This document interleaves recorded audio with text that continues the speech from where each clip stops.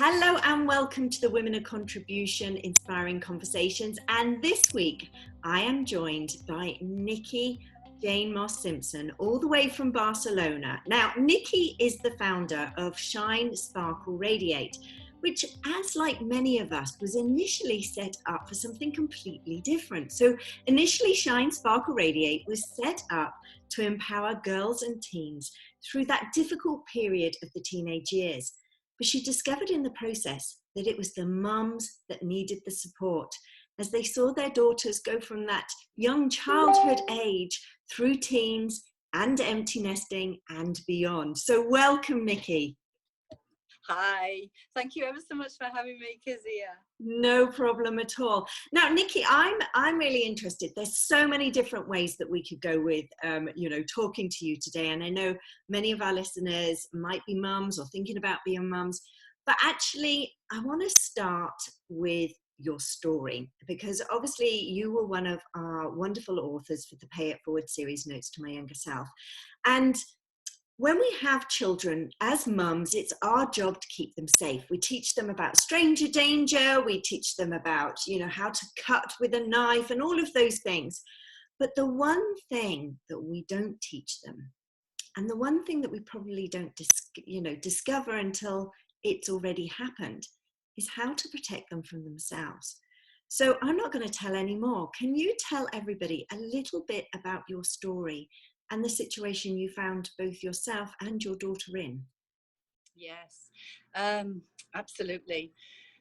So my story started one Friday night as I came home from work in my boarding school at 11 o'clock at night and found my 14-year-old daughter staring at me as I walked through the front door.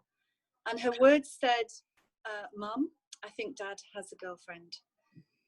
And at that point, my knees collapsed. That feeling of, oh my gosh, that's, stabbed to the heart.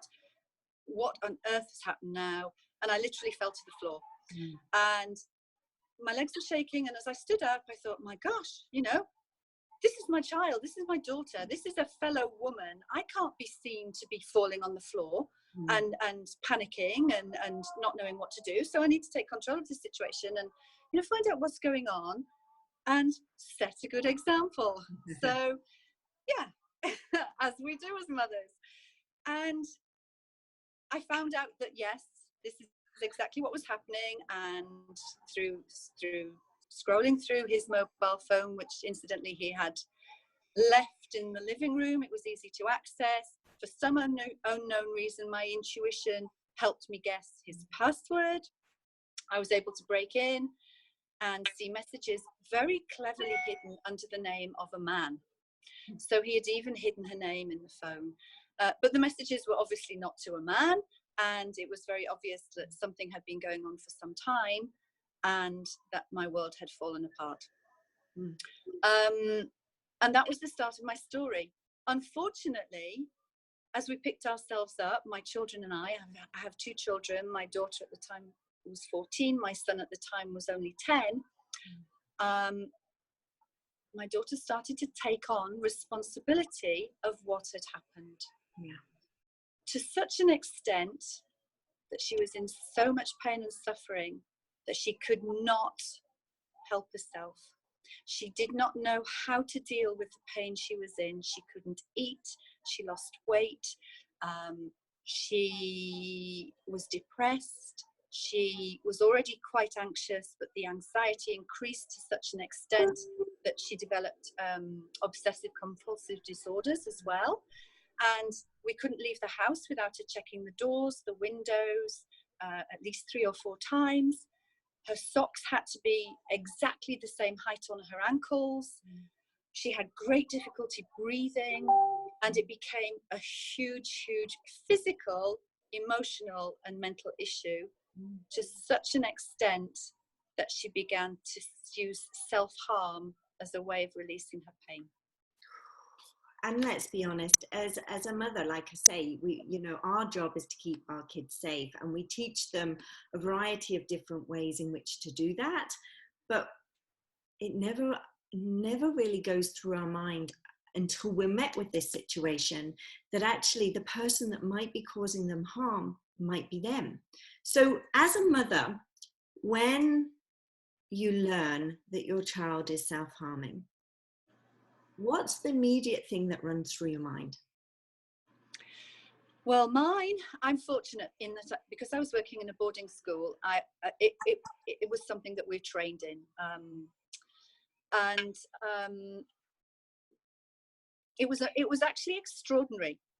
I became so calm and so focused on not trying to solve this problem, because she was solving the problem herself. She was releasing her pain. She literally said taking the knife and cutting her arms, or taking the razor blade and cutting her arms, felt good. She'd found a solution. She was releasing the pain, even if only for a second or two. When she got beyond the pain of the releasing the pain, she felt the relief. Yeah. And I became so centered on supporting her and walking beside her, rather than solving the situation for her. So my immediate reaction wasn't, oh, I must take her to the doctor, she needs psychiatric help, I must get her into a psychiatric hospital. I really literally just sat down opposite her, held her hands and said, right, you've found a solution, but darling, it's not a healthy solution. How can we find a healthy solution for this? Because this is not going to be sustainable, and this is doing you more harm than help. She was able to express herself. It was incredible. She was able to say, yes, I know, Mum, and you know, I understand that what I'm doing is not healthy, so please, yes, I'm ready to listen. I'm ready to seek help. I'm ready to find something that I can do. What can we do, Mum? Please help me. What can we do? My God, I mean, I just hearing that, and obviously I know the story because, you know, we kind of pulled it out and got it there together. But as a mum, every fiber in my body is just screaming that you just want to wrap them up, you just want to hold them tight, you probably want to scream and shout at them, you probably want to, you know, throw all your toys out of the pram that they're doing this. How do you as a mother, and how obviously do you teach other mothers you know, the skill set to just be there and support and pass no judgment? Yes, absolutely. And that was the hardest thing we came into conflict with, to be honest, because I avoided telling my family. I did not tell her father, because I knew that their reactions would be challenging, would be judgmental, not only of Eliza, but of me, because it would look like I wasn't doing anything to support her. My way of supporting her was to just quietly hold the space for her. And they would not have understood that at the time. And we did go to my family for Christmas, and unfortunately when my daughter was helping my sister dry the dishes, she rolled her sleeves up, and my sister did see her arms, and the reaction was just immediate. My sister started shouting at her, saying that she was stupid. How could she do this to herself? How could she possibly harm herself? What was wrong with her? That was the judgment. What's wrong with you? So I, you know, at that point I had to quietly go into my sister and say, you know, thank you for your support, but your reaction actually isn't helping. The way that you're reacting to her is your reaction. The way that we're dealing with it is in a more focused and positive way. Because many people, unless they've read your story, might not know this bit, but obviously your daughter had already been to see somebody within the school before she approached you and said, look, you know, I need help here, which obviously from her perspective was the acceptance of reaching a point that actually something needed to change, and that she knew that she wanted help and support. What would you say to parents who know that their children are self-harming, but actually they haven't quite yet reached that point? And is it about them needing to reach that point before we can step in and help? I think the children themselves have to be ready, and I think that's a process. I think many children, or many teenagers, as it seems to be, particularly a female teenager problem, come to the realization that themselves that it's not a sustainable solution, and that it isn't actually solving their problems at all. I think if we, personally, I think if we interfere too quickly or intervene too quickly, we can provoke and continue this process, this cycle. And I do really think that the impetus for seeking help has to come from the child themselves. Yeah. And that's a difficult one to sit there and yeah. wait if you need to wait. Yes. And obviously through the process, you worked alongside your daughter, you supported her on her journey. And obviously that was teenage years. And then she started to make that transition to university and going out into the world by herself. How do you support mums that are then starting to get fearful, because obviously now that those children are no longer in their home, they're out there? Yes. How do you support them?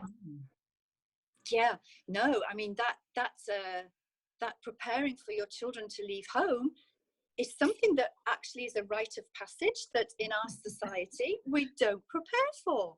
No. We prepare beautifully for the births of babies with all of these wonderful celebrations that we have now, the baby showers and so on, that didn't exist when I was younger, but my children were babies. But I mean, it's such a celebration, like a marriage, like a wedding, and we just don't have the same. We don't have the same things. We don't have the same rites of passage and celebrations in place for this transition from mum with children at home to mum with children who still your children, but they don't live in your home anymore. They've become adults and they've fled the nest. And it's something that we should have this a period of transition into we're preparing for our children to leave. What can we do to prepare? What can we put in place for this space that's now being made available in our lives that our children, let's face it, have literally taken up for years and years? Because most mums' focus is very, very, very clearly on their children. Oh my goodness, I've got so many questions running through my brain at this moment in time, because you're absolutely right.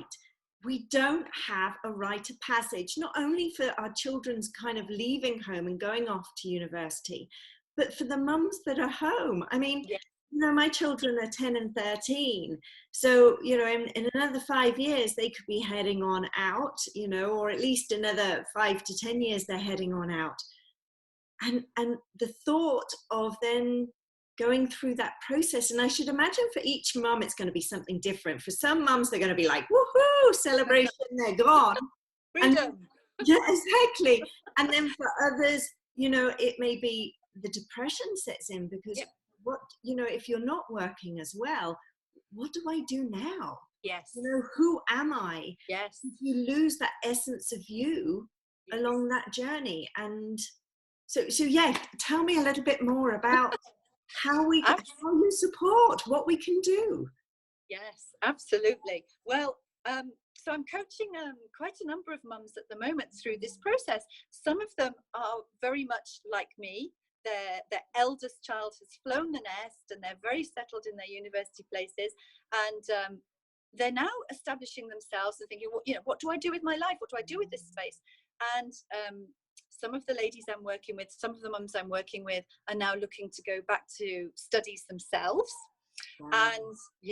And some of them are going back to full-time jobs after having worked part-time, and some are changing careers completely. Some of them are really having a new life, what could we call it? A new life creation. Yes, almost like the caterpillar coming out into a butterfly situation. It's wow, I can now go out into the world and I can let my light shine and I can be me. And there are things that I've wanted to do that I've suppressed that I can now say, it's my time now. And we're getting we're getting these opportunities now at an older age to start new professions and to have a second life, as it were. And so many mums are taking these opportunities that didn't exist before. I remember my grandmother, for example, when I was a teenager, my grandmother was young. She was in her 50s. That was it. She'd given up. She no longer worked. She cooked the lunch for my grandfather, and she read. And that was literally all she did. She would never have considered going back out to work to start a second career or doing more. So I'm thrilled with the mums that I'm working with who are now, you know, really saying, it's my time. There are things that I suppressed that I really wanted to do with my life, and now I can do it. And there are also other mums who are starting to do voluntary work, who are starting to get involved with other organizations, and who are starting to explore their skill sets and using them for good causes. And it's amazing to watch them as well start to come out of themselves and do different things. And actually just discovering a different label, because yeah, I mean, I obviously I do a variety of different jobs and roles, etc. But the mum one is the one that really keeps me anchored in a routine. You know, I take the kids to school at a regular time. You know, dinner's always done at a regular time. Yes. Activities done on a regular time. Yes. You know, and then all of a sudden that flies out the window, and it's just like, I can do whatever I want, whenever I want, with whoever I want, at any points in time. Yes. And though that freedom must seem liberating, I can only imagine for some women that it must be absolutely petrifying. Yes, absolutely. And I have some mums at the moment who are finding themselves in that space, and that's why I'm working with them. And I'm finding that we need to make very little steps. We're making very little steps of progress, because seeing the big picture, seeing that empty nest, walking past that empty bedroom,